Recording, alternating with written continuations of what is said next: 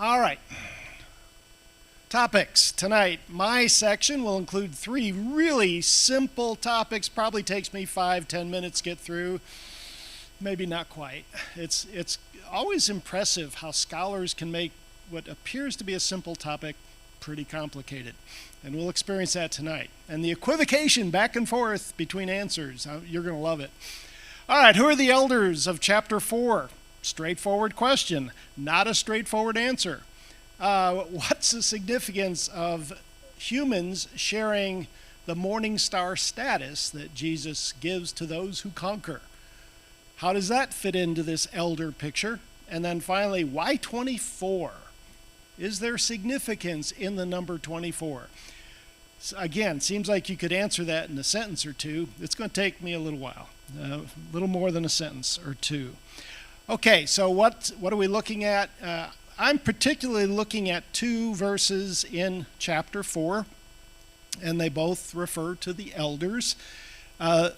Revelation 4:4 has a couple of significant aspects to it, that around the throne, Yahweh's throne, are 24 thrones with 24 elders. And they're wearing white garments with golden crowns on their head. All that's significant. Hopefully by the end of tonight you'll know why. Revelation 4, 9, and 10 gives some of the description of their activities when the living creatures give glory and honor and thanks to him who is seated on the throne. These elders worship him. They fall down before him. So the question is, who are the elders? That's what we're starting with. And there's 2 trajectories given by our favorite scholar on the subject, Aoun. We've heard that name. I'm sure Rafe and I pronounce it differently. I don't know how you pronounce it, but Aoun, A-U-N-E, is the way it's spelled. He says there's 2 possible trajectories, 2 possible places in the Old Testament we can look at to get a sense, well, maybe the elders refer to this group. The first is Isaiah chapter 24, and it's talking about a celestial, kind of an eschatological end of time setting where the Lord of hosts reigns on Mount Zion, and in Jerusalem he's going to do that end of time, and his glory will be before his elders. All right, well, there's a hint there when it says his elders. That seems to be talking about a celestial divine council kind of setting, that his elders are celestial divine beings in the heavens. The other possible source for the term elder comes out of Exodus, and it's Moses and Aaron and the 70 elders who go up Mount Sinai with him. They have a vision of Yahweh there, and they have a feast. Well, these are definitely human elders. So we've got one option that's celestial beings and one option, human elders. And we're going to talk about, well, what's the evidence? How can we discern between the 2? And there's lots of options. Another scholar we've talked about, Beale, he says, here are some of the suggestions different scholars have made, that these are actually astrological signs. They're stars.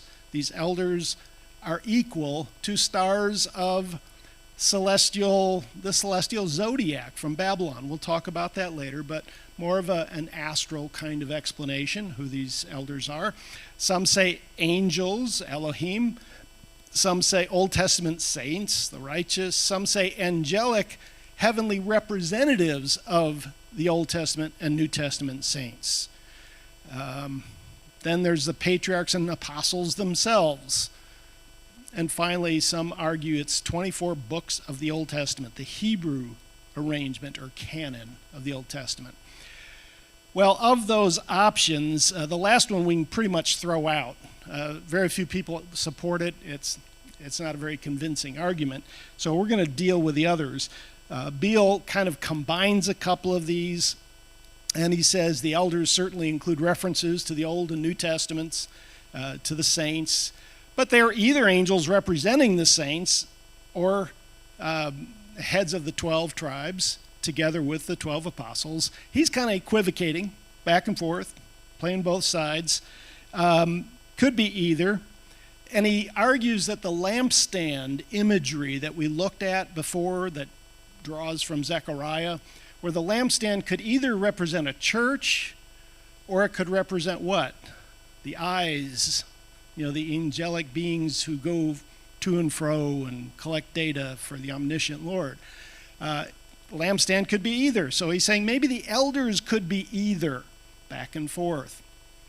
But he finally does kind of land, and he will argue that these elders are, in fact, wait a minute, there it goes.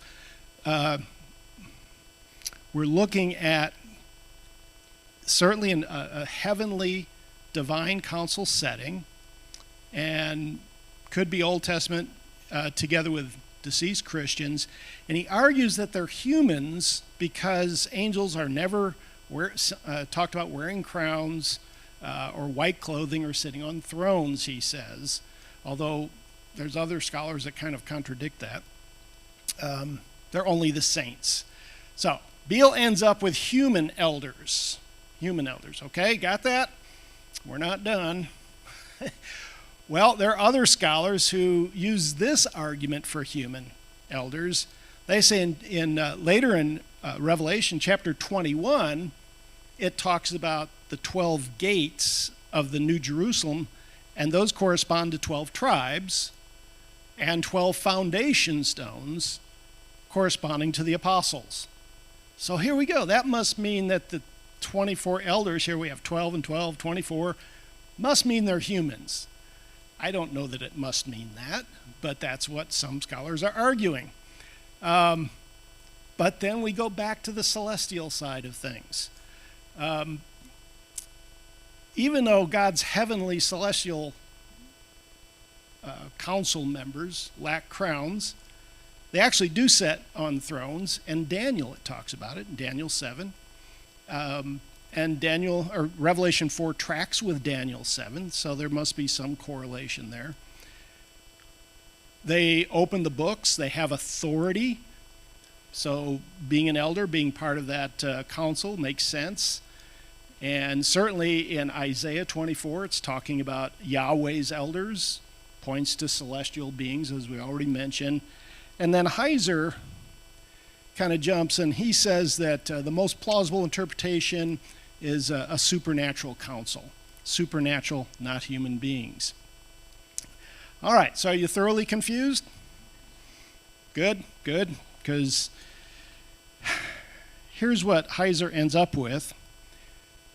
Well, one more argument. We got to throw one more scholar in here. You want one more opinion? Yeah, of course you do. Timothy Willis, he says this.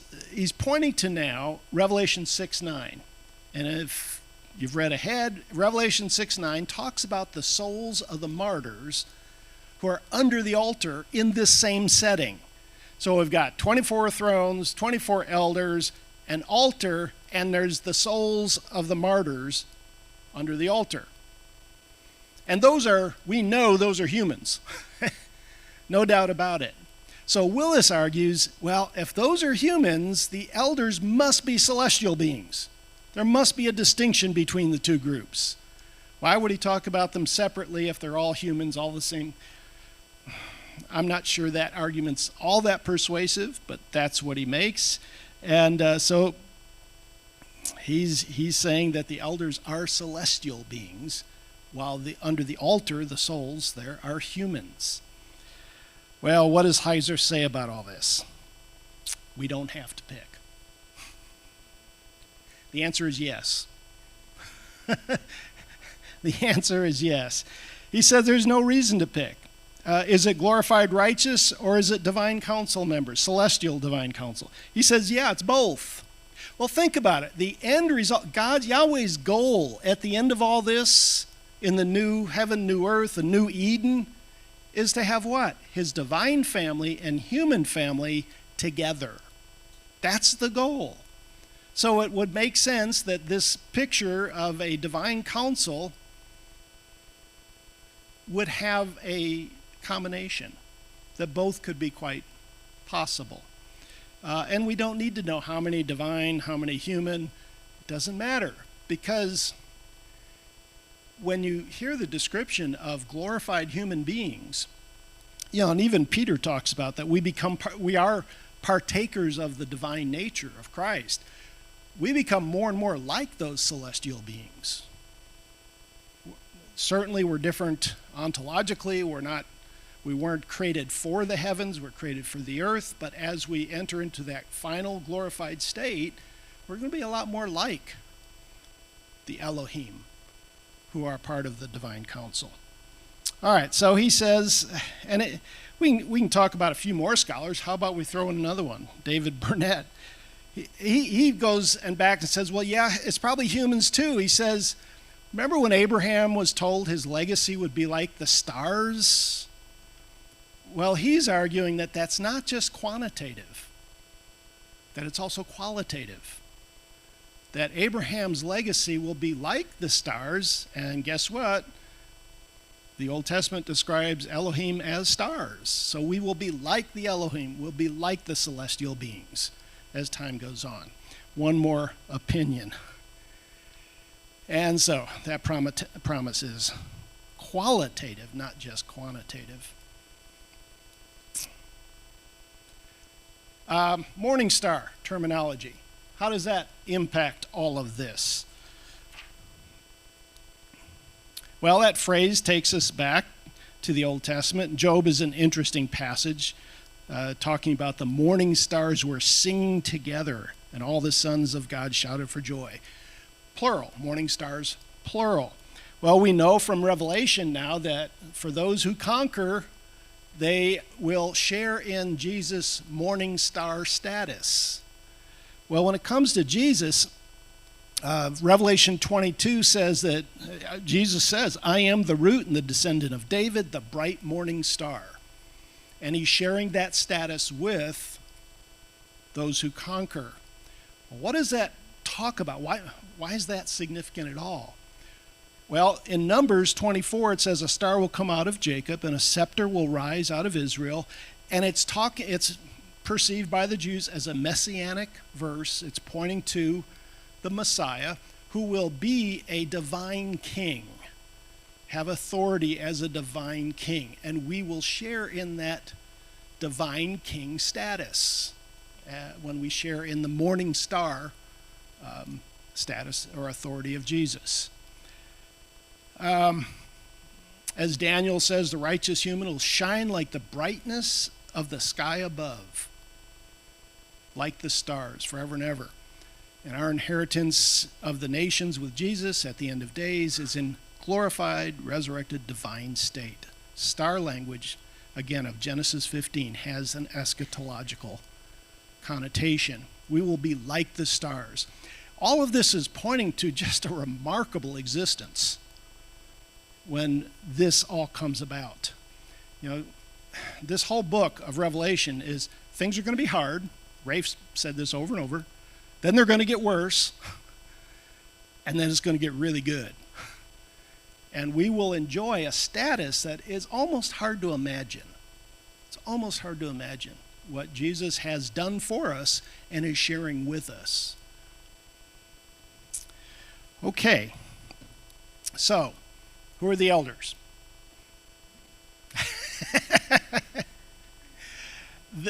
It's probably a combination of celestial beings and glorified human beings who have authority. And as we look at this next part, this number 24 has a lot of significance. That authority is being compared by John to other religious belief systems in the Mesopotamian region, and the authority is absolute. This divine council has the authority to reign over the universe and to make decisions about everyone's lives and outcome. So the authority is significant. So let's look at the next topic, the number 24. We're going to look at two options. Sound familiar? One heavenly and one earthly. One option for the number 24 we'll look at is a human option in the Old Testament. The other option comes from a surprising source, Babylonian astrological zodiac thinking. Wow, We're going to go into the zodiac. We're all going to become followers of astrology. No, we're not. But it has its influence. What John does here is what we saw in Genesis, where the writers would use examples in the culture, apply it now to the reality of Yahweh and his power, and show it's not what the culture is saying, it's what Yahweh says. Yahweh is the ultimate source of power and influence in the world. Certainly the Jews, who, by the way, you do find zodiac drawings in ancient synagogues.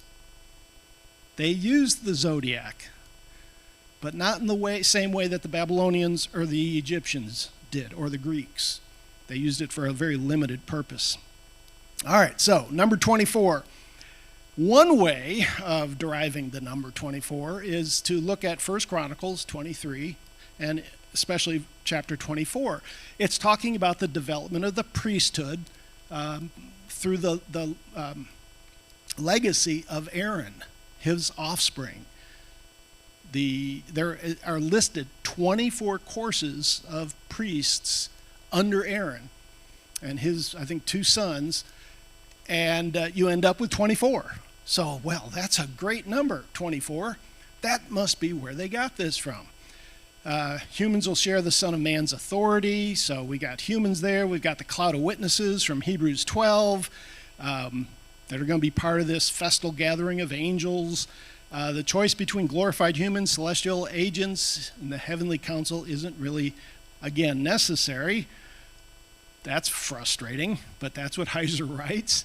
But he says one option is this 24 from the priestly legacy of Aaron. The other option is this astral interpretation. Could be the human priesthood, because we will, play the role of priests in the future. But this one's interesting. I found this to be fascinating. Astral language is all through the Old Testament, and we've all heard it already. Daniel talks about the shining as stars. Genesis, you'll be as the stars of the sky, talking to Abraham. Job, when the morning stars sang together. Isaiah, you said in your heart, here we have an interesting one, I will ascend to heaven above the stars of God. We know who that is, someone challenging Yahweh's supremacy.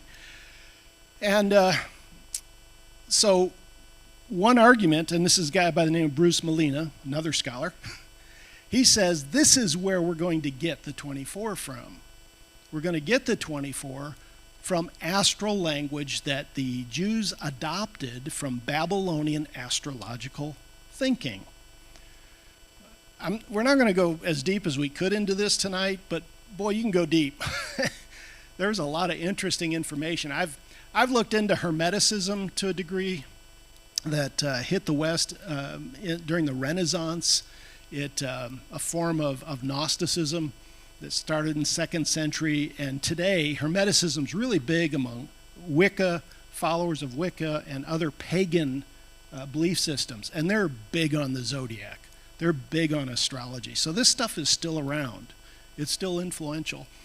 And you can go really deep with it, but we're not going to do that tonight. So just mention that both of our other scholars, Un and Beale, reject this. And they reject this. They say, look, why would the Jews pick the number 24 from a Babylonian / Egyptian ancient zodiac or astrological thinking system? Why would they do that? Why wouldn't they go with the priesthood? Well, because there is a pretty good argument that this astrological thinking impacted not just John when he wrote Revelation, but also Ezekiel. It uses language, I think Rafe talked about this a little bit last week, that there's language in his prophecy that points to celestial movement, to astrological signs and indicators. These creatures and the wheels within wheels, all indicating movement and cycles and time. There seems to be a lot of influence of astrological writing and thinking on the Old Testament thinkers and on John as we go forward here. But they're skeptical. They would say, why Why would they do that? But Heiser pushes back and says, look, the Jews did use, and in fact, let me show you one here. This is a zodiac from a 6th century synagogue. It's there. It's in stone. It's a mosaic. So we know that the Jews were influenced by astrological thinking, by the zodiac. And the zodiac goes back to Babylon, but then actually before that, it goes back to the Egyptians and Babylon, and as well as the Greeks. So it's been around a long time. But the zodiac serves a couple of different purposes, and the Jews rejected the religious implications of the zodiac. So when people go look up their zodiac sign for the day or information, what are they assuming by doing that? That it's real and that it what? Yeah, that the movement of the stars and the house you're in and all of that actually impacts your destiny. It impacts your life. Well, the Jews rejected that. They knew that it was Yahweh who controls their destiny. And it's Yahweh who controls our destiny. It's not the stars, it's not the constellations, it's not the zodiac. But the zodiac was used to determine dates and times. It was used in a couple of different ways.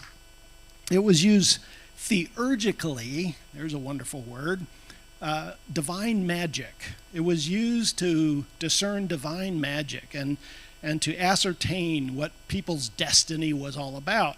And people who thought they could do that, or others thought they could do that for them, had power over people. So that was one use. The Jews rejected that. They rejected that theological aspect of the zodiac, but they did use it horologically. Another wonderful word. Horological thinking is just how you determine what time it is. It's like the sundial.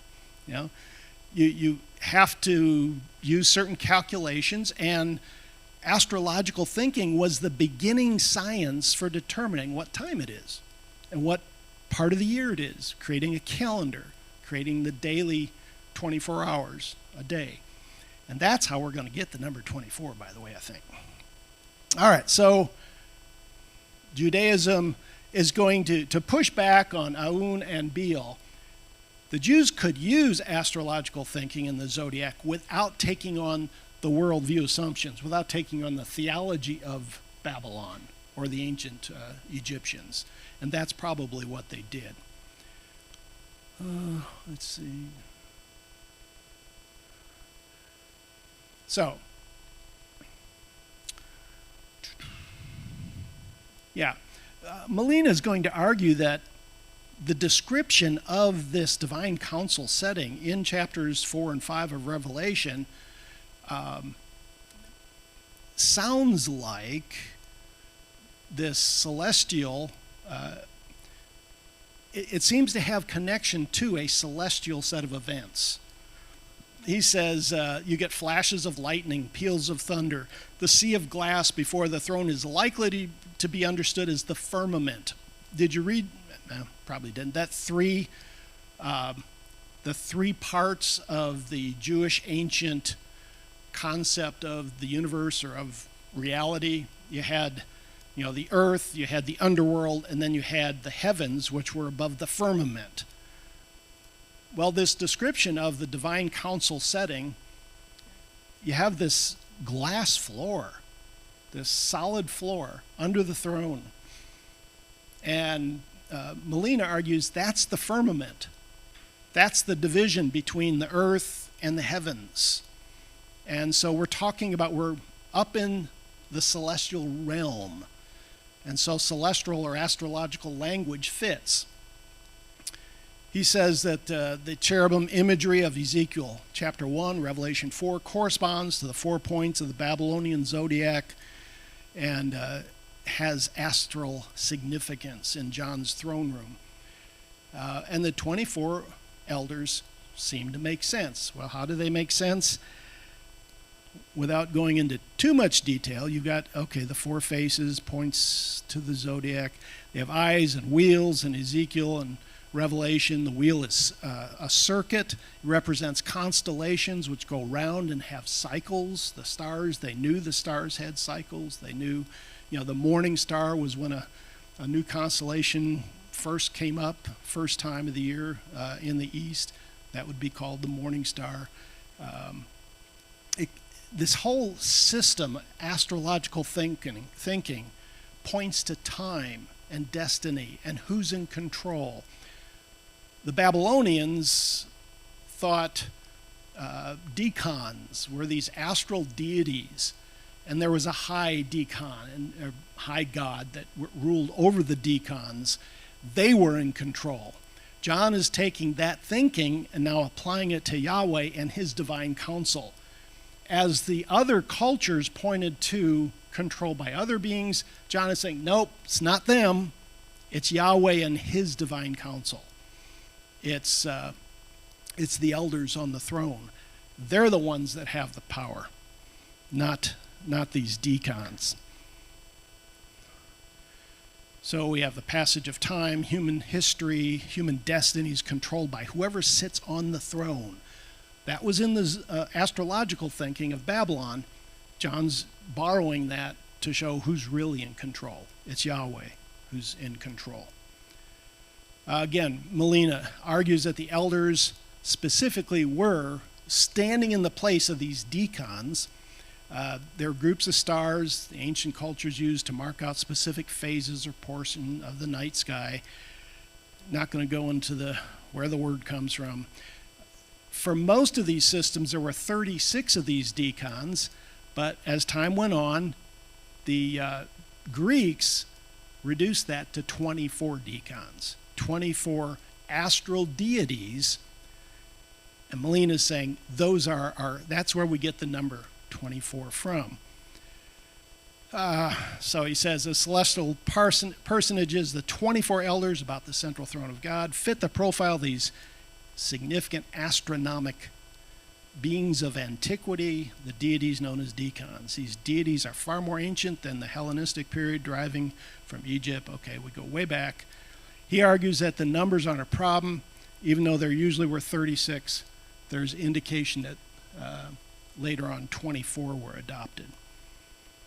And just sticking this up, this is one of these astrological zodiac signs or symbols, and notice there's 12 segments, and eventually he notes here, Molina notes that by the time of Jesus, he could be quoted saying, "Are there not 12 hours in a day?"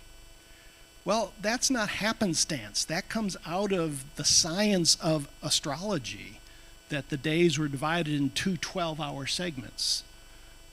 And that's the useful part of it. That's not theological. It's just the way the science of astrology came up with dividing the day into two 12-hour segments. And Jesus recognized that, obviously. So, this unique encircling of the celestial council members, remember it says the thrones of the 24 elders are in a circle around the throne of Yahweh?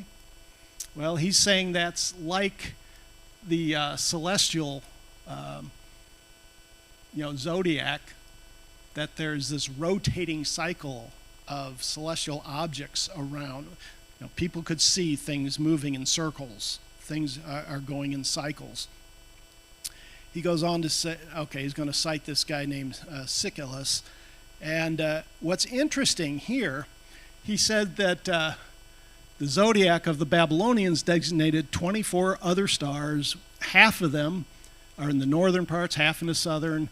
Half were visible and assigned to the world of the living, while those invisible to the dead.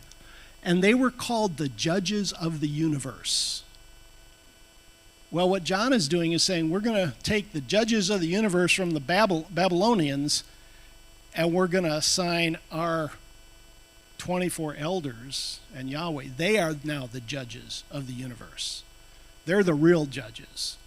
So he's taking the symbolism of Babylonian and Egyptian zodiac thinking and applying it to Yahweh and his counsel. In light of the astral language and metaphor for the divine counsel, in light of Ezekiel's vision and its zodiacal, there's a word I haven't used, correspondence, it seems best to include the astral approach alongside the motifs that identify the elders as supernatural or glorified believers. So what's he saying? Heiser's saying, could be either. I think there's pretty good evidence that this astrological thinking influenced the Jews. John had this in mind. Second Temple literature seemed to be aware of these things. We know the synagogues had zodiac signs in their buildings. So it doesn't seem to be a huge stretch. The Old Testament council language employs astral terminology and suggests a glorified destiny for believers in that council. And again, Heiser says, I don't see a need to pick. There's actually three possibilities. I'm not going to review them all, but could be celestial, human, or astral. All right, so God and his counsel control the flow of history and destiny, not these decans, not these astral deities. It's going to get bad on earth. This is an apocalypse. It's the end of days. It's a decreation event like the flood. Is your destiny as a believer secure? Things are going to get really bad. Well, he says, yes, it is secure. In fact, on the other side of it, you're going to emerge as a glorified child of God and co-rulers with God, co-heirs with Christ. It's going to be really, really good. Bottom shelf cookies. Yeah.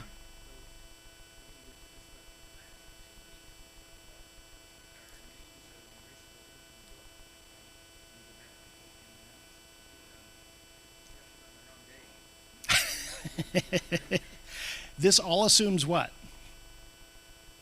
That you conquer. It all assumes that. Now, the question is... Repeat the question. Yeah, the question is, over the last couple of weeks, we've talked about, invisible ink being used in the book of life, or it could be erasable anyway. Yeah, and are we saying that once you trust in Christ, at whatever that means, is that 51% faith and trust, 90%? Is that all it takes? And from that point forward, you are in. Well, we're trying to read the word as it was written. John seems to think that there's a possibility you might declare that you're in a church, you're in one of these 7 churches, and you don't overcome. You don't conquer. You don't stick with Yahweh. You follow other Elohim. What we can say, honestly, is the warning is there. Don't follow other Elohim. Don't follow other gods. Don't leave Yahweh. Be faithful to the end. Yeah. We talked about decreation last week also. You say decreation was like the flood, but the flood only affected planet Earth. It didn't, This is bigger. well, it didn't affect the universe. And so the question is, when we talk about new heavens and new earth, the heavens, that word heavens, is that the heavens around the earth, or is that the entire universe? Good question. Repeat the question. Yeah, the question is, when we say a new heaven, new earth, and a decreation event, are we talking about the whole universe being decreated, or is it just the earth being decreated? I've seen different opinions on that. I haven't come down hard on either way. I've read some that say it will be a massive universe-wide decreation event. I don't know, Rafe, do you have an opinion on that? My opinion till we get later on in the book. Oh, good. He's already thought about it. So you got to come. Yes, sir.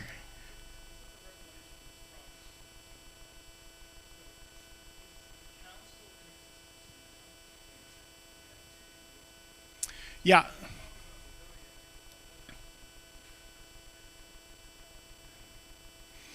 Yeah, I mean, certainly there are Question? times. Repeat the yeah, question. Thanks, Rafe. Yeah, the question recording. is the divine council in existence today? Is it being? We certainly see in biblical history reference to a divine council seems to follow specific events. And is it the same? I think the council members will change because humans will be added to it over time. I don't know. There'll be more glorified human beings. We are going to touch on this, and the Hebrews chapter 12, the cloud of witnesses, it seems that as you become glorified and you are with Christ, you become part of the divine council. It's an already, not yet. Yeah. Yeah. Doesn't mean we're all going to be part of the 24 elders. There are only 24. But that's symbolic anyway, I think. So I would say that there probably is an ongoing divine council, but it's mentioned in Scripture for dramatic, specific events. And it, you know, I'd say it is, and I'm going to take a shot. It is, it is intact today. There is a divine council. Other questions or comments? Okay. Oh, yes, sir.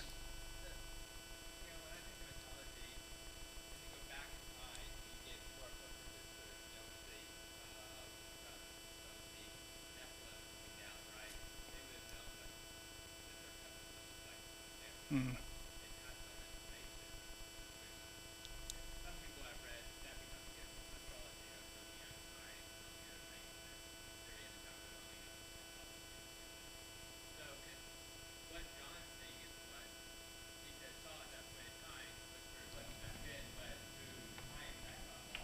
Mm.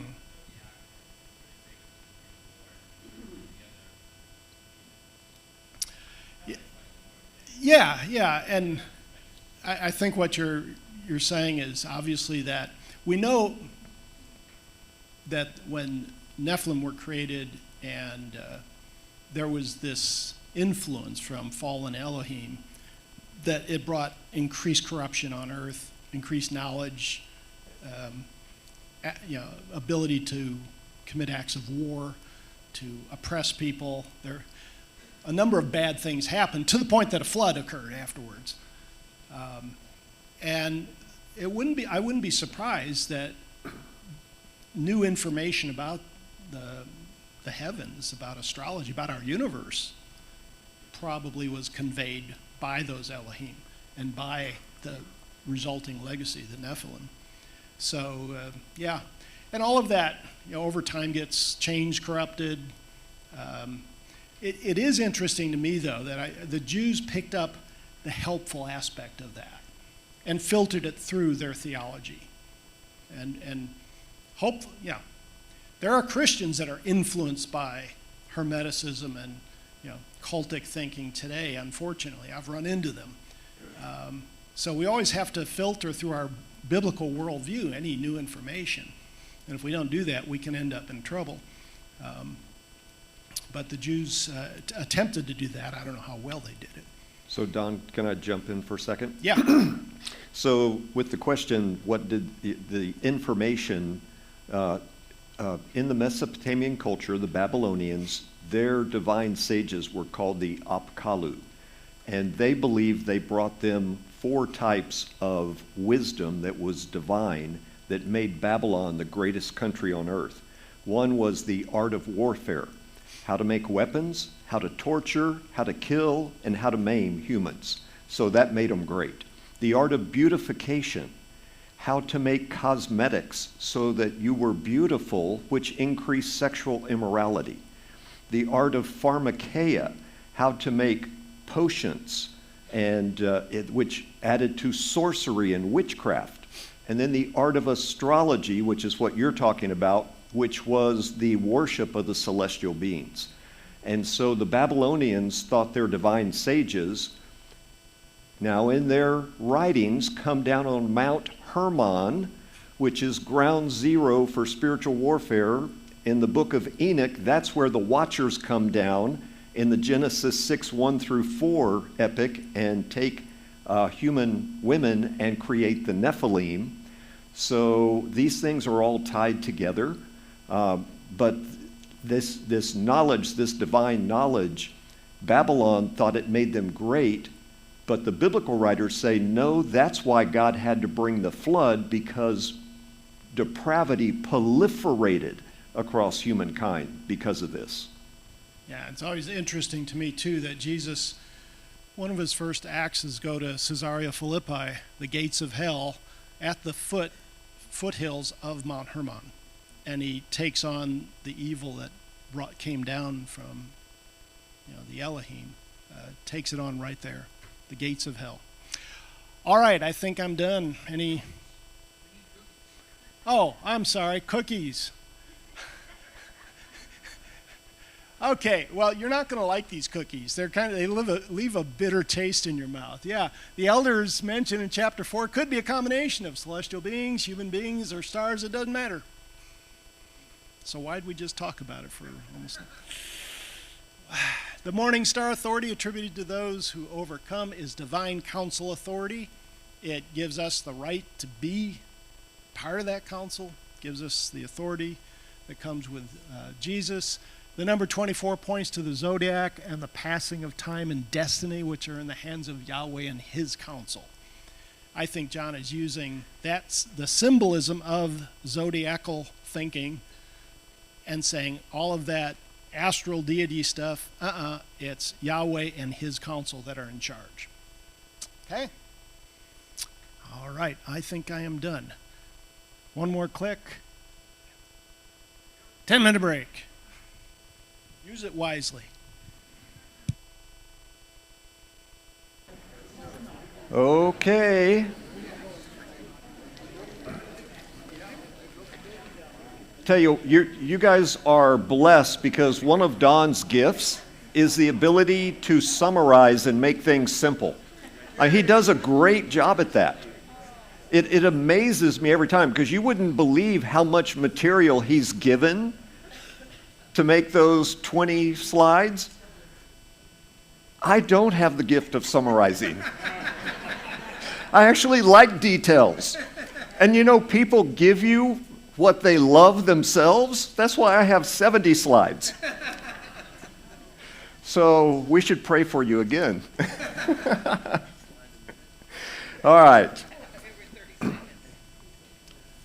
So let's dive in. We are now going into chapter 5, and the chapter begins with God on the throne, and he's got a scroll in his right hand, sealed with 7 seals. Only the Lamb who is standing before the throne, who is the risen Messiah, who's the Lion of Judah, the Root of David, only he is worthy to open the seals. Now, people presume that this is some sort of enthronement ceremony of the Lamb, but I'm going to tell you it is not. You see, the Lamb never occupies the throne. Not in chapter 4, not in chapter 5. He didn't in chapter 1. He was walking among the lampstands. Nor later in the book is he seated on the throne as the seals are opened. In fact, it isn't until the end of the book, Revelation chapter 22, that we have a hint that the Lamb is seated enthroned. Here's 22 verse 1.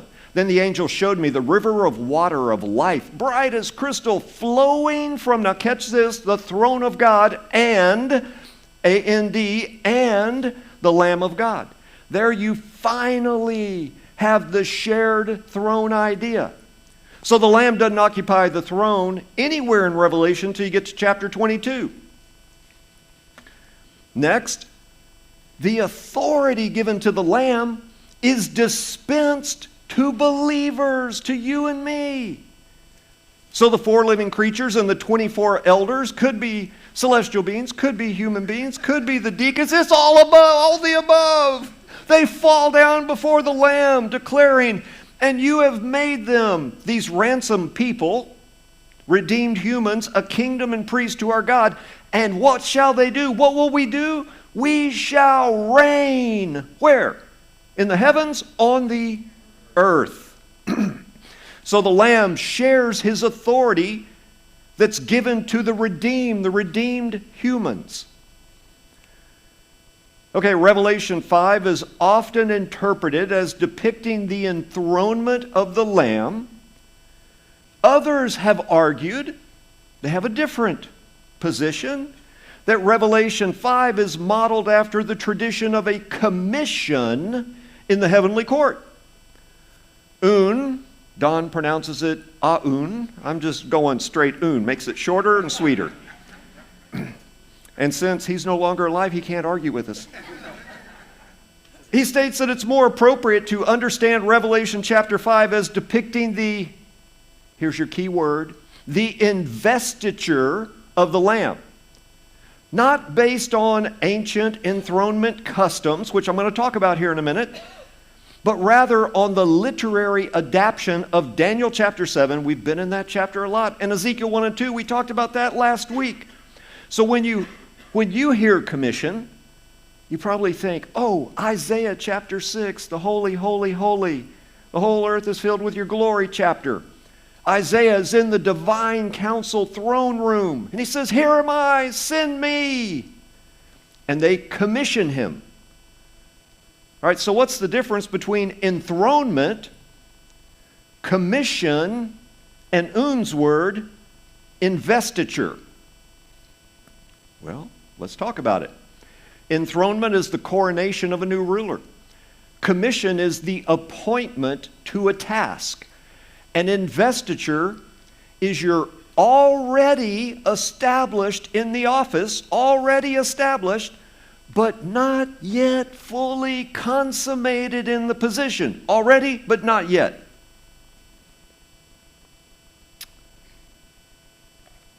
So, the investiture describes the establishment of Christ, of the Lamb in the office. That person already holds it informally, but not yet finally consummated in it.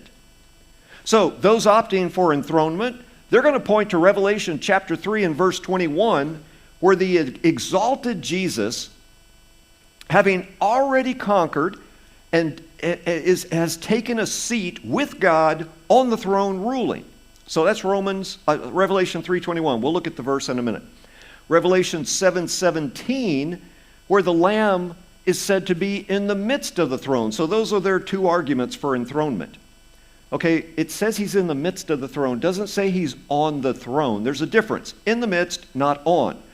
However, the threefold process of an Israelite coronation or king-making kind of factors in here.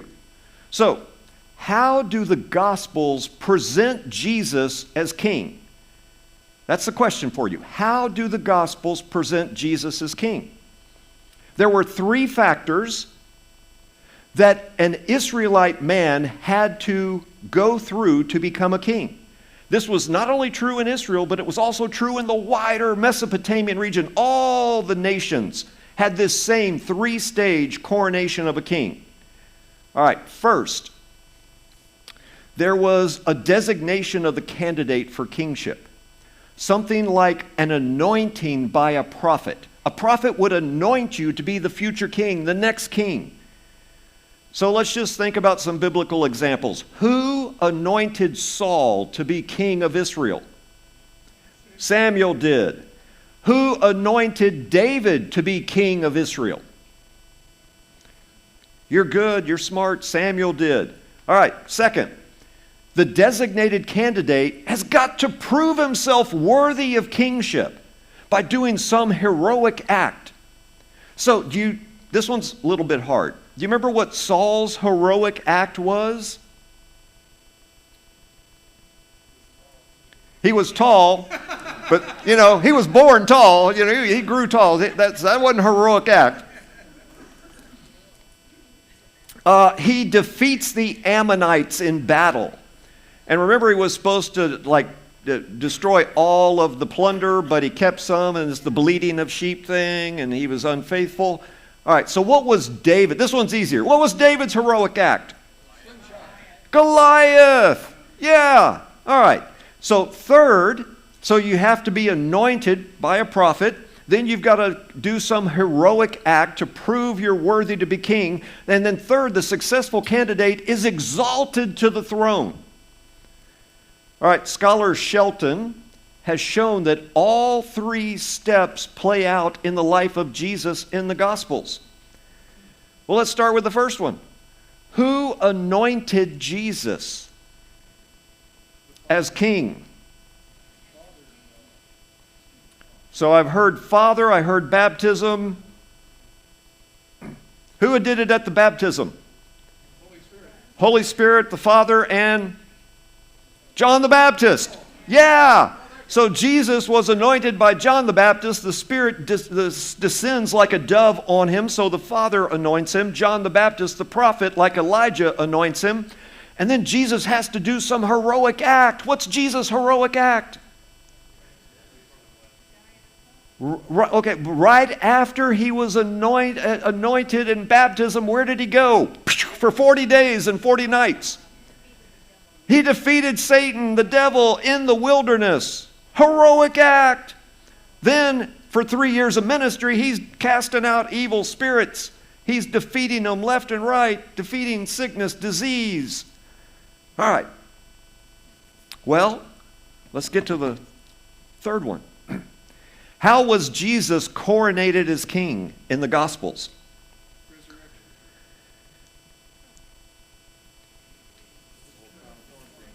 Oh, yeah. Hey, what'd you say? Crown of thorns. What else? The robe. What kind of robe? Purple. Purple robe. Royalty. They put the people who were beating him, they put a purple robe on him. They put a crown of thorns. Then what'd they do? They mocked him and bowed before him and called him King of the Jews.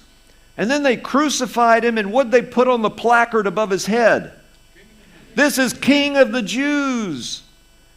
All right. Jesus is never called king in the Gospels until that Passion Week. And then in the Gospel of Mark, within 30 verses, he's called king 6 times. The cross was the coronation of the king of the universe. Counterintuitive. God's upside down kingdom.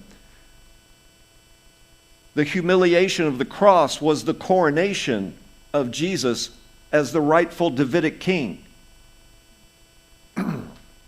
Well, if Jesus is already enthroned, and I just said it's not enthronement, then what does that mean? Am I talking out of both sides of my mouth? And the answer is yes. Because the Lamb's not on the throne in Revelation chapter 5.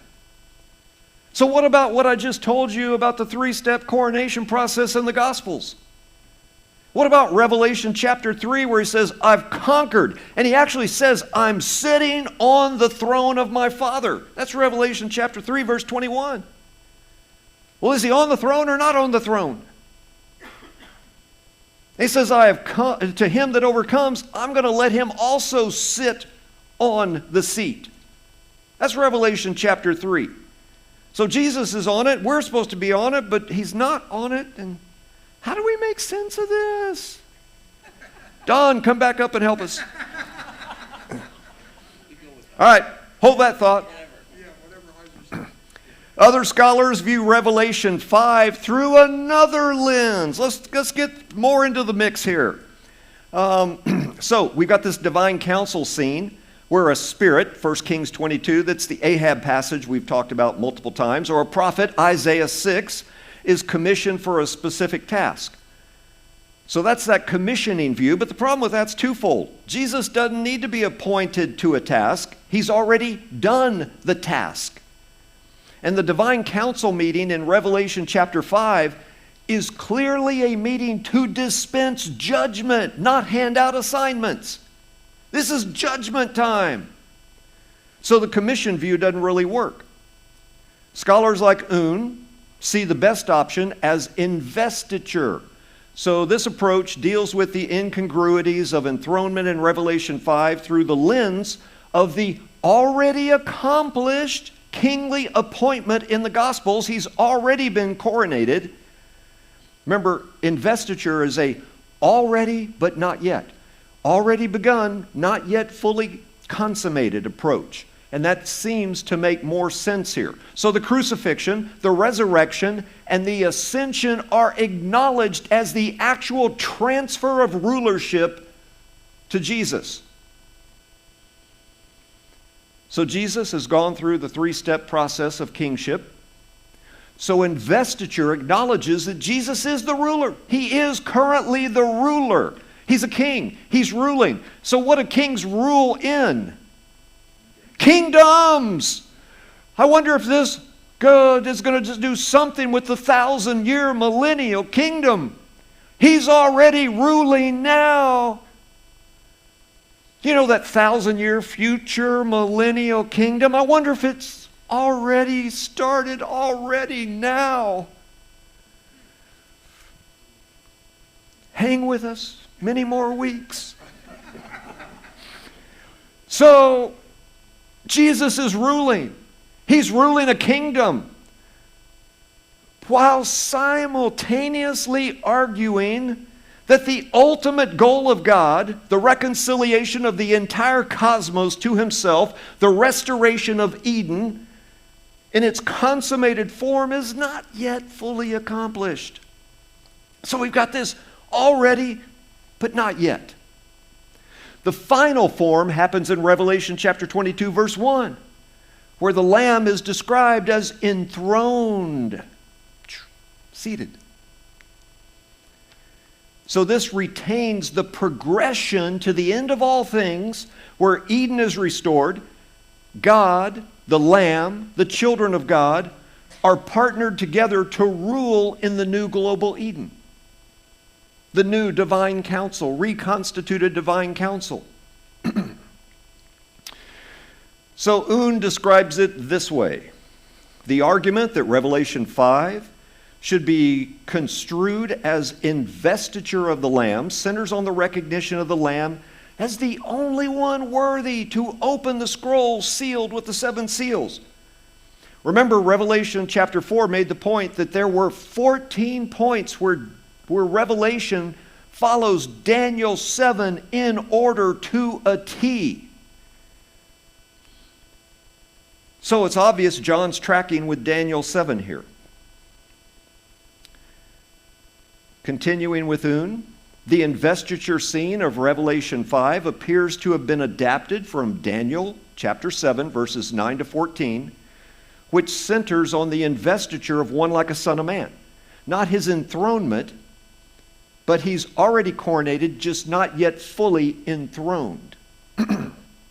In Daniel 7, the Son of Man is given everlasting kingship, but he doesn't sit down. It's this, he has the authority. He has the authority, because what's the Great Commission say he does with that authority? What does Jesus do with the authority that he has? He gives it to us. All authority in the heavenly realm and the earthly realm has been given to me. Now go and make disciples of all nations. I'm giving it to you. Where did that authority, where did it rely before? Who had that authority before?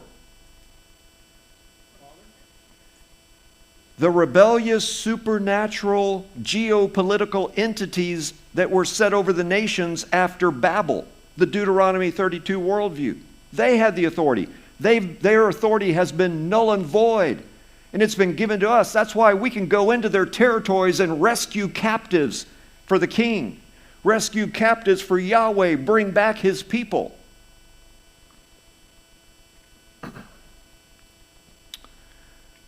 All right. Still going with Un here. John takes the basic framework of Daniel chapter 7, 9 to 18, and he freely adapts it for a new purpose. The presentation of one like a son of man before the enthroned Ancient of Days, because the Father is seated in Daniel 7:13, results in his investiture. The motif of the sealed scroll, we don't find that in Daniel chapter 7. That's being imported into Revelation from Ezekiel chapter 2, verses 9 and 10, to serve as a symbol of the investiture. So here's Ezekiel 2, 9 and 10. A hand was stretched out to me, and behold, a scroll of a book was in it, and it had writing on the front and on the back, words of lamentation and mourning and woe. All right, this is the same description of the scroll we have in Revelation chapter 5. John's using Ezekiel's description of the scene from Daniel 7, 9 to 14, and he's repurposing it here for an apocalyptic scene that's going to unfold in the judgment, this time not of Judah, but on the whole earth, on wicked Jew and wicked Gentile. So let's think about what John's already done with this Son of Man imagery and the Ancient of Days. This goes back to chapter 1. Remember, he fuses the two things together to identify Jesus as God. He takes descriptions in the Old Testament of the Ancient of Days and applies them to Jesus. We saw that in chapter 1. Then in Daniel chapter 7, the Son of Man is not on the throne yet, but he does inherit rulership. He's the legitimate, rightful ruler. God gave Jesus this authority when he rose from the dead and he ascended up to the Father's right hand. So in Revelation chapter 5, it's hearkening back to the death and the resurrection of the Lamb. But the job is not yet complete in terms of everything coming full circle to a brand new Eden, with God returning to earth to live among his people, to tabernacle, to dwell. So it's this already but not yet idea. So I told you we're not doing systems here. We're not doing end times. We're not doing theological systems. We're not going to validate any of them. But here's the reality. Anything you teach ends up becoming a system because your mind makes systems out of it. You start to put the pieces together and you formulate a system. So I'm just going to cut to the chase and say, we've got a system. It's the already not yet system. That's what we're teaching. It's already initiated. It's not yet fully consummated. That's the system we're getting. That's what we're teaching you. It doesn't exist anywhere in literature that I know of, except for right here. Write a book. Write one, Larry. Send me the proceeds. So if we're expressing any kind of system in this course, it's an already not yet system. And it happens all over the place in the New Testament. So Un notes that the Son of Man in Daniel 7, he's not enthroned, even though it's clear that he has everlasting kingship. He has dominion. But this rule is not his alone. The kingdom is shared with the holy ones. Now, who are the holy ones? Be careful. Who are the holy ones?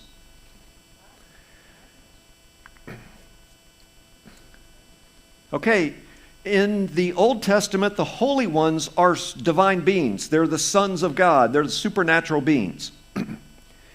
In the New Testament, the holy ones, which is never translated holy ones in English, it's translated saints, same underlying original language word, is us. But the holy ones here are divine beings. Because the people of the holy ones are who? Us! Yeah! Holy ones, divine beings. People, keyword people of the holy ones, us, redeemed humans. So, people of the holy ones refers to human followers of God and of the Son of Man. All right. Now, a lot of scholars say that both these things, the holy ones and the people of the holy ones, refer to the same thing. We're totally disagreeing with that. There are other scholars who say they're different entities. So one is a reference to supernatural holy ones of the divine council, and the other ones are human believers. They're fused together, just like in chapter 1, he fused Ancient of Day vocabulary for the Father with the Son. It's the same kind of thing. They're given the same authority. We're given the same authority as the Lamb, as the resurrected Christ, as the divine beings have authority.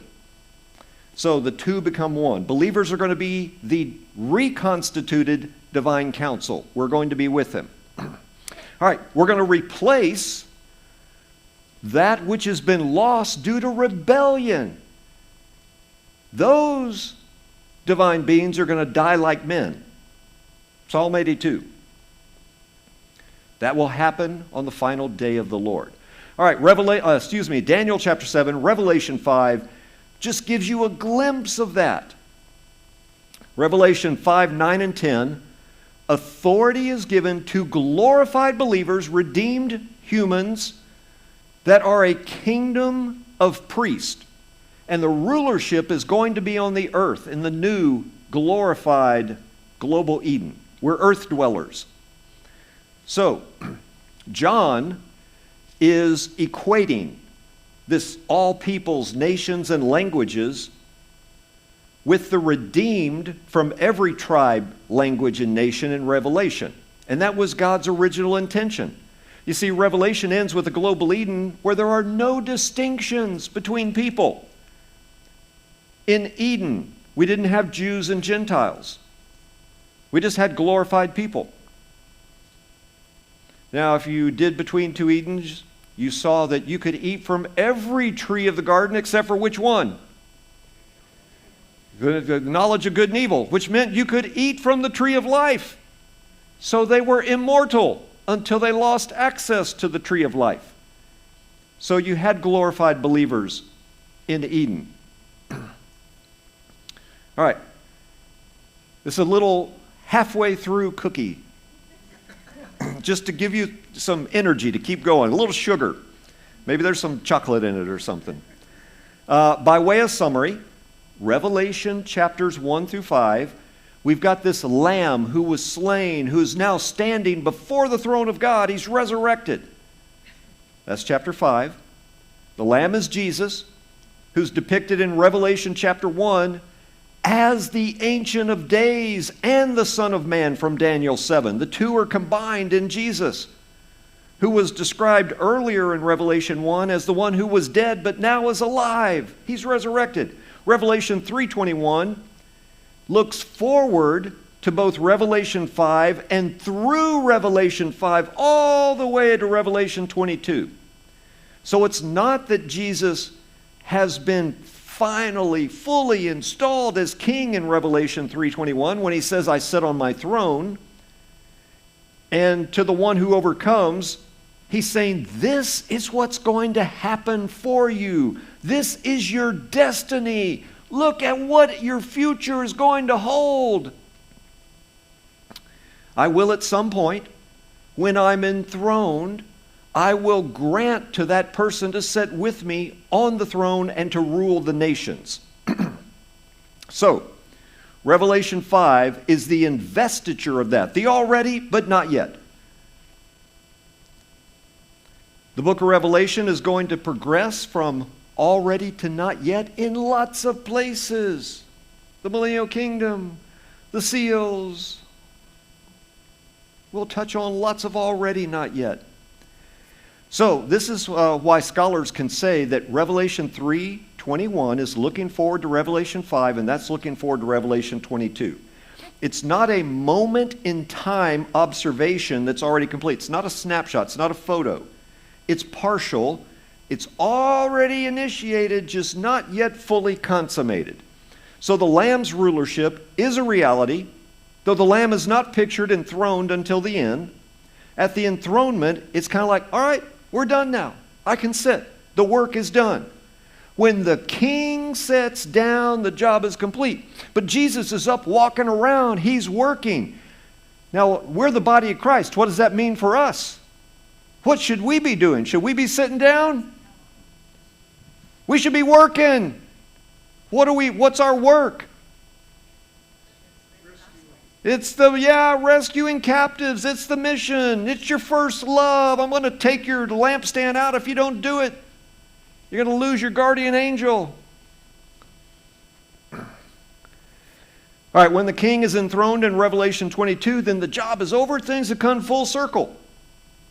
So despite not yet being enthroned, it's the Lamb alone who's got the status of being worthy to open the scroll that's going to unleash the apocalypse and start to propel things forward to the consummation of his rule, with God as his Father, and with those whose believing loyalty has remained true, steadfast, who have conquered, who have overcome, who did not change their loyalties.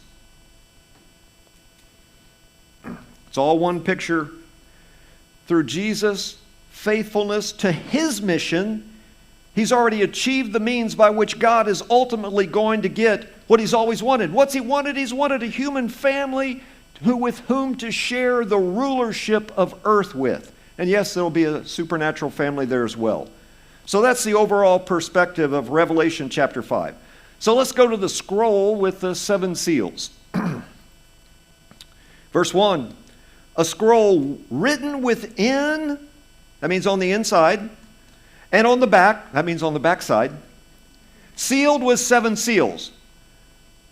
Okay, describe a scroll for me. What does it look like? It's a piece of paper, it's a long thing, paper, and it's rolled up, and then it's got 7 seals across it. Okay, we got that picture in our mind? All right, good. All right, let's go to Beale and McDonough. They write, most interpreters have rightly identified the phrase, a scroll, book, written on the front and back, as evoking the image of Ezekiel chapter 2. This is 9 and 10 again. John's scroll, like Ezekiel, will contain lamentations, mourning, and woe. Because that's what it's tying it to in Ezekiel passage. We read that. So the phrase, having been sealed with the 7 seals, now that's not in Ezekiel. That's a merging of Daniel chapter 12, verse 1, verse 4, verse 9, and Isaiah 29:11. Remember, John takes things from all kinds of places. He puts them all in the blender. So in Daniel 12, you get some of this terminology. At that time shall arise Michael, the great prince who has charge of your people, and there shall be a time of trouble, such as never has been since there was a nation till that time. But at that time your people shall be delivered, everyone whose name shall be written in the book. So this is at the end. It's a time of trouble that's never happened and never will be exceeded, and its name's written in a book. But you, Daniel, shut up the words and seal the book until the time of the end. Verse 9, go your way, Daniel, for the words are shut up and sealed until the time of the end. So Beale and McDonough are saying John looks like he's borrowing some of this language here from Daniel chapter 12. And then you go to Isaiah 29:11. And the vision of all this has become to you like the words of a book that is sealed. When men give it over to one who can read, saying, hey, read this for me. He says, I can't, because it's sealed. So you can't read the scroll because it's sealed, right? All right, we're good. Beale and McDonough. The phrase to loose the seals reveals inspiration from the sealing of Daniel 12. Okay, here's the point. The sealing and the opening books connected with end-time happenings is unique in Daniel chapter 12. So Daniel 12 implies the future unsealing of the book in a latter-day period. These are the scholars writing this. John's prophecy contains the fulfillment of the latter-day prophecies of Daniel. John's revelation is going to be the fulfillment of Daniel chapter 12. Okay, going forward is going to be the fulfillment of Daniel chapter 12. Beale, lads, okay, you got to recall chapters 4:1 through 5:1 follows a structural outline. We've talked about this multiple times. That is identical to Daniel 7:9 and Ezekiel 1:2. It's those 14 points in order. Revelation chapter 5 verse 2 through verse 14 will show that the outline of Daniel 7 continues to be followed. John's going to keep tracking with Daniel 7. And he's also going to repurpose some stuff in Daniel chapter 12. This is Beale, while allusions to Ezekiel 1 and 2, they don't disappear in chapter 5. There are more numerous allusions to Daniel 7. So let's talk about the description. If you look at Greco-Roman iconography of rulers from John's period, they're often holding scrolls in the hand, the right hand, just like we have here in Revelation 5. Oon says there's two major arguments for regarding the scroll as an epistograph. That's a scroll written on both sides. One, it's the allusion to Ezekiel chapter 2, 9 and 10. And then the original reading on the inside and on the back, which is appropriate for describing a rolled up epistograph. So I agree, the allusion to Ezekiel 2, 9 and 10 pretty much seals it. It's a rolled scroll. It's written on the back. It's written on the inside, which means John can see like a little portion of the script, but he can't see anything on the interior because it's rolled up and it's sealed.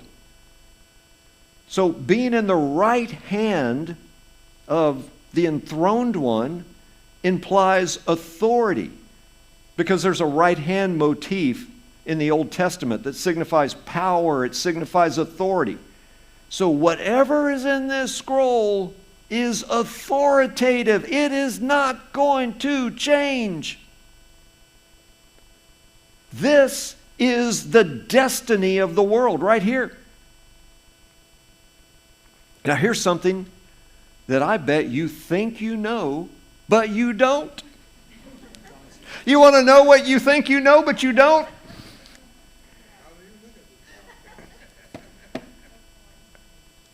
You don't know it because it's never revealed in the book of Revelation.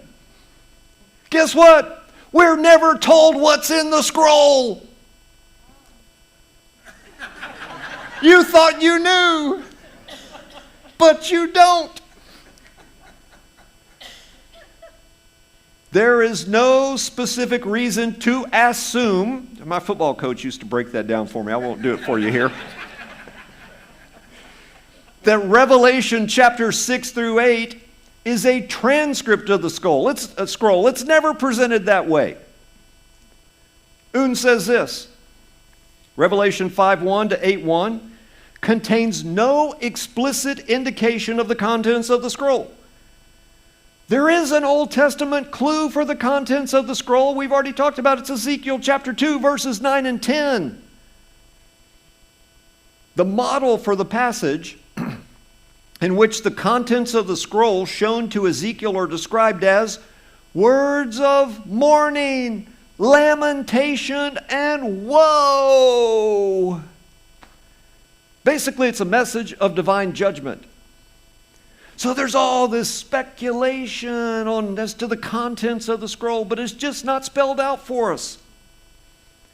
Okay, so I wonder, is the contents of the scroll initiated by the breaking of the first seal in Revelation chapter 6, verse 1, we're going to look at in 2 weeks?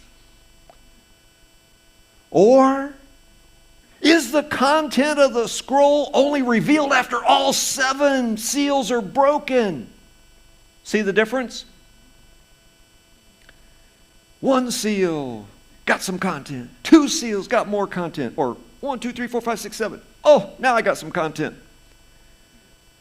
See, people assume that Revelation chapters 6 through 8 are the contents of the scroll. But I want you to think of that rolled up document. You take your paper, roll it up, put 7 seals on it. All right, now break one. What you got? Read it. I can't. Why can't you? Because it's still got 6 seals on it. Exactly. So Revelation chapter 6 through 8 cannot be the contents of the scroll. So what are the contents of the scroll? We don't know. Revelation never answers that question. We're just not told. Yes?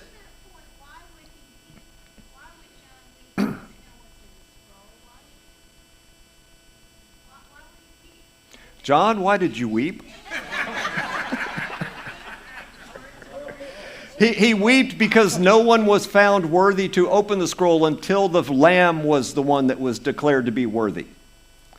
It wasn't about the contents. It was about, there's this scroll. It's our destiny. Who can open it? Nobody can open it. Oh, I'm weeping. Oh, wait, there's a lamb. He can open it. You ever seen a lamb? Seen the hooves on a lamb? How's that lamb open the scroll? So what do you, okay, so we can't read the scroll, but every time a seal's open, somebody on a horse comes out, and is it... So Jim's saying we can't read the scroll, but every time a seal is popped open, some judgment happens. There's horses going crazy and catastrophes. I never speculated on what was inside the scroll, because I felt like every time you opened it, some content seemed to pour out in the form of a bad thing. Yeah, content, things, every seal that got opened, every trumpet that gets blown, every bowl that gets poured, bad things happen, but are those the content of the scroll? Is that not a content? But if that were the content, that would be the content. But we're not saying that's the content. Not yet. Is it any different from the stuff that Heiser says when he says either or it doesn't matter? No, this one's going to matter. See, you like the all everything, right? But no, we're going to divide this one up. We're going to split this one. All right. So the best thing we've got is Ezekiel chapter 2, verses 9 through 10, which is words of mourning, woe, and lamentation. So whatever is in the scroll, it is going to be bad. All right. Ezekiel 2, 9, and 10 doesn't specifically target any one group. It doesn't target Judah or the Gentile nations. However, Ezekiel's broader preaching in his book does hit, guess what? Both targets. So Israel or Judah are the target of judgment in Ezekiel chapters 4 to 24. And then in chapters 25 to 32, it transitions to target the nations. So it seems reasonable, maybe potentially, that the text of the scroll contains detailed judgments on the unrighteous among both the Jews and the Gentiles of the world in opposition to the Lamb and his followers. But the question we're wondering about is that judgment tied to the seals? And then maybe later the trumpets and maybe later the bowls? Or is it not tied to that and is it something different? Stay tuned. Keep coming. So let's go to Isaiah 29:11. Here we get some sealing language and the vision of all that this has become to you like words of a book that is sealed. When men give it to one who can read, saying, read this. He says, I cannot, for it's sealed. And when they give the book to one who cannot read, saying, read this, he says, I cannot read. Okay, Isaiah is going to use that as a metaphor for spiritual blindness. The person who can read can't read because the scroll is sealed, so you don't have eyes to see. Remember that recurring phrase in Revelation? He who has ears to hear, you also get eyes to see. We can't because it's sealed. So maybe we're being punished for spiritual blindness. But then we remember Isaiah chapter 6 and that divine council scene where God judges the wicked. He says they have ears, but they're not going to be able to hear. They have eyes, but they're not going to be able to see. So some scholars take Isaiah 29:11 as a commentary on why the book is sealed here in Revelation 5. Spiritual blindness. Is God punishing those who are spiritually blind, unbelievers, right? Is that what's happening? Okay, that's possible. Could be happening. It's just not clear. On the other hand, the referent could be to Daniel chapter 12, because we just talked about that. Verse 4, verse 9, where the book is deliberately sealed to prevent its content from being known until the last day. Remember that? Seal it up till the end of days. So then it wouldn't be a commentary on spiritual blindness. It would just be preventative. So it could be either way. Or Jim, you're going to like this. It could be both. There's your Heiserism. Your Heiserism, yeah. Both. All three. All 12. All right. Now contemporary text. First Enoch. Not canonical. It's not inspired. It's Enoch. It's an apocalypse. It's a writing that everybody's familiar with. It's about the same time as John's writing. It's designed to inform the righteous they're about to be vindicated and the wicked are about to be judged. So Un writes this. First Enoch 89:71 contains the deeds of the shepherds, which God himself sealed. The unsealing and the reading of the book involved the punishment of the shepherds for what they had destroyed. So Un is saying, all right, maybe it's that the wicked are going to get blindsided because of the spiritual blindness, and the righteous are going to know what's going to happen. So let's go to Revelation chapter 5, verse 3.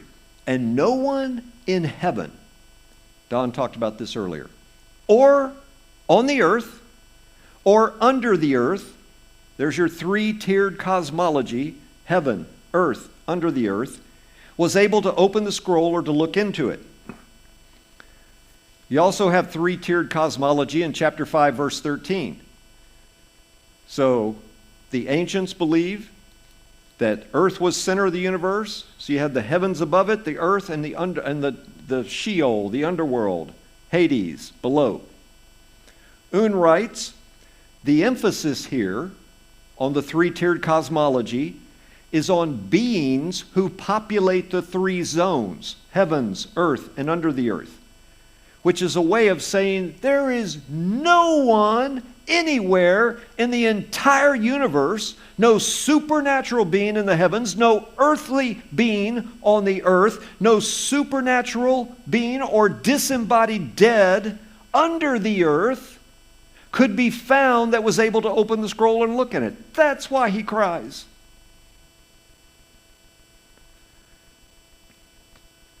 Un says in the Testament of Solomon, Beelzebul is given credit over the spiritual beings in all three zones who are allied with him.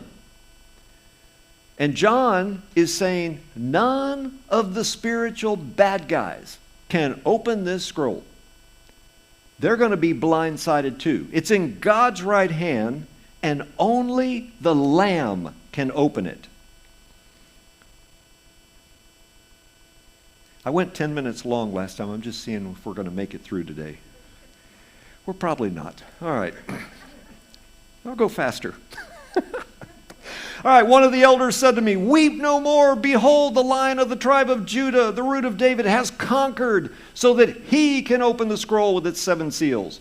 And between the throne and the 4 living creatures and among the elders, I saw a lamb standing. Remember, he's not seated, he's standing, as though it had been slain, with 7 horns and 7 eyes, which are the 7 spirits of God sent out into all the earth. The Lion of the tribe of Judah, the Root of David, their messianic titles from the Old Testament. They identify who the lamb is. Un says that has conquered. Okay, that verb conquered comes from Nikon. Think Nike, Nikon.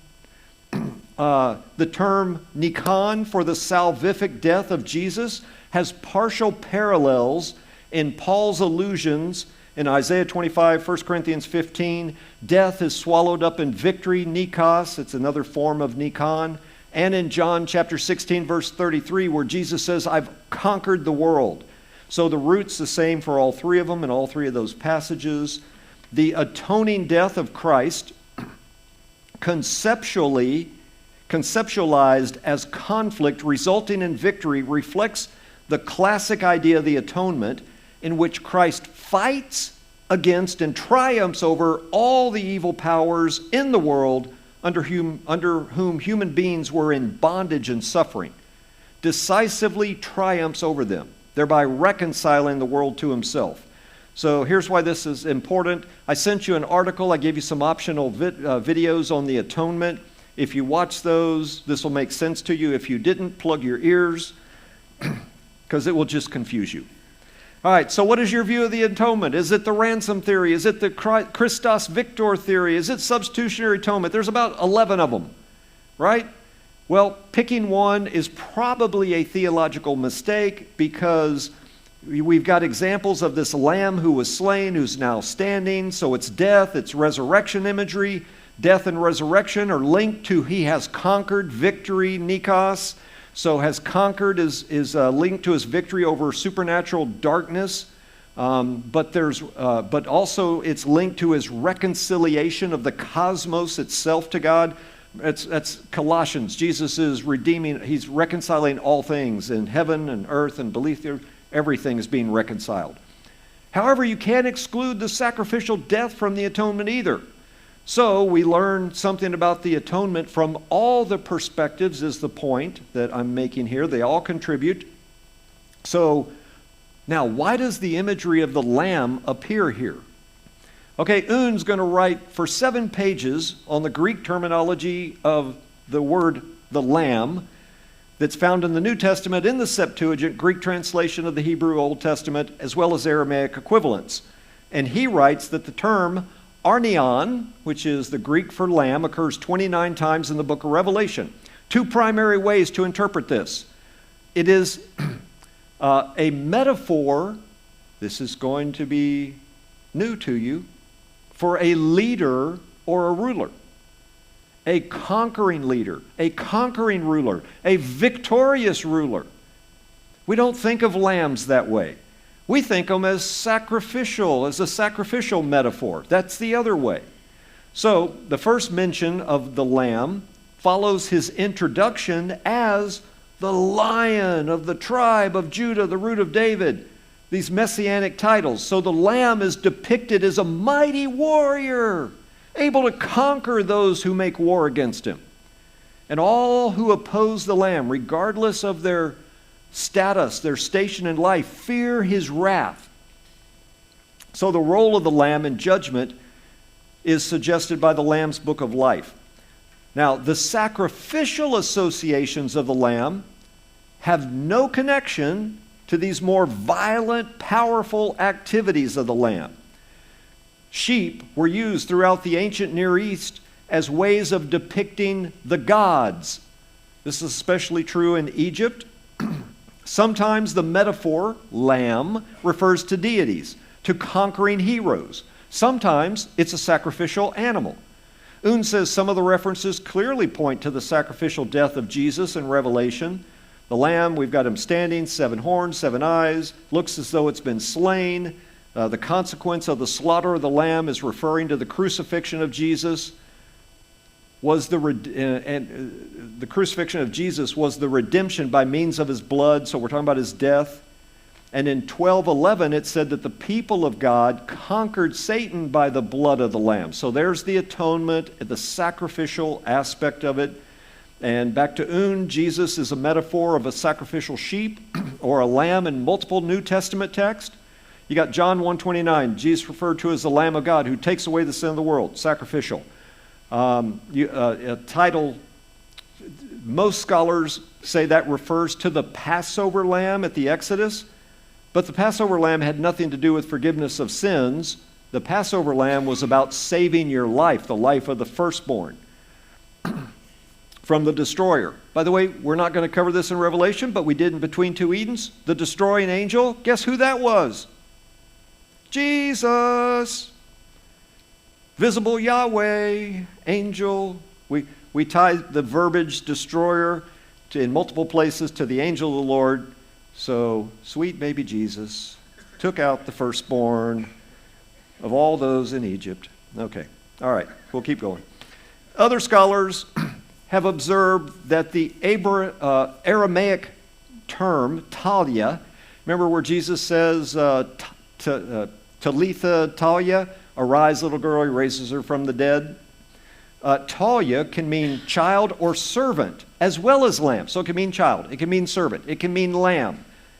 Here's the bottom line, cookie on the bottom shelf for you. The lamb metaphor can work 2 ways. It can be a sacrificial aspect, which is linked to the atonement, which is linked to victory over Satan in Revelation chapter 12. That's one side of the metaphor. The other side, there are passages that talk about talia, servant. When you hear servant and you think Old Testament servant, the servant of the Lord, you start thinking of the servant songs in Isaiah. There's 4 of them. You're probably most familiar with Isaiah into 52 and chapter 53. Servant of Yahweh, servant of the Lord. All right, metaphors like this, they can mean more than one thing. It includes sacrifice. It includes servant. It includes deity. We're talking about the word lamb, the image, the metaphor of the lamb, sacrifice, servant, deity. And because of the wider ancient Near Eastern context where gods were given this terminology, it includes conquering rulership. So when you see lamb, don't think of an object of weakness only. Yes, it's a sacrificial victim, but at the same time, the lamb is a conquering ruler.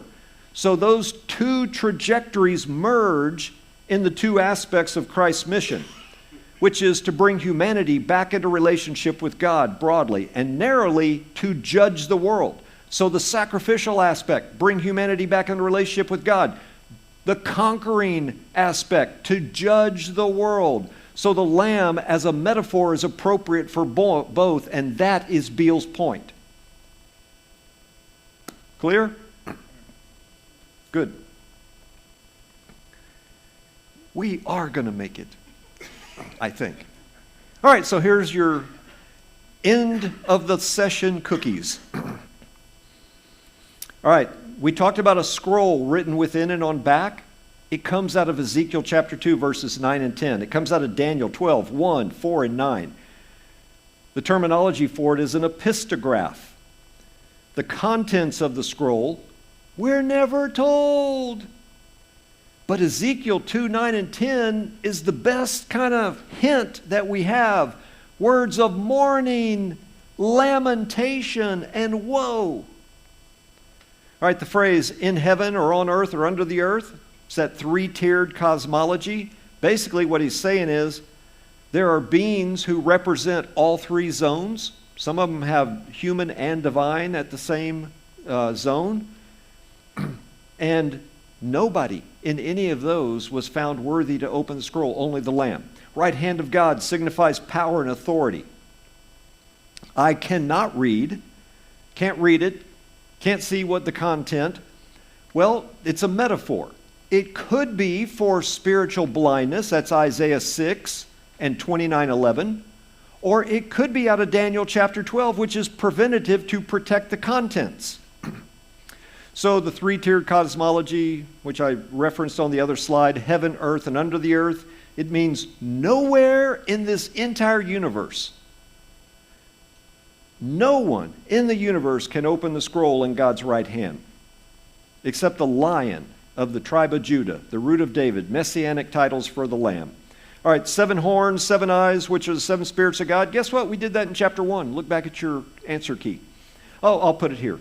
There are 7 stars, equal angels, identified with 7 churches. There are the lampstands, the eyes of the Lord, the metaphor of God's omniscience, the guys who go to and fro, write down the stuff. The lamb metaphor. Leader or ruler is one of the ways it's used. Number 3 is going to tie into that too. Or a sacrificial metaphor for the atonement and victory over Satan. And then it was used of deities, of conquering heroes, of conquering rulership. And that is chapter 5. So let me just tell you. All right, so we know that the scroll's about to start to be open, but we're not going to be told what's in it. And you can't see what's in it till all 7 seals are open. We're going to start opening the seals in 2 weeks. Next week, you're going to do something that's going to prep you for opening the seals. And I gave you homework today for the next 2 weeks. Next week is going to be just video. And you're not in chapter 6 yet. It's precursor to chapter 6. Lisa and Don are going to walk you through this, and they're also going to review the first 5 chapters. But you're going to do the harmonizer splitter discussion because you need to kind of start thinking, how am I going to interpret this stuff? Am I going to rely on all my systems and my charts that I've seen and what I've heard? so-and-so and this pastor teach and that pastor teach, and I've got books on it. Am I going to rely on that? Or am I going to maybe hold things loosely and see if there might be something tied to the text that helps me with this? So, next week's going to be lots of dynamic interaction. You're going to be actively involved. We'll see you then. Lord, thank you for each one here. Thank you for their willingness to dive deep into your word, and I pray that this would be profitable for them as they seek to honor you with their lives. In Jesus' name, amen.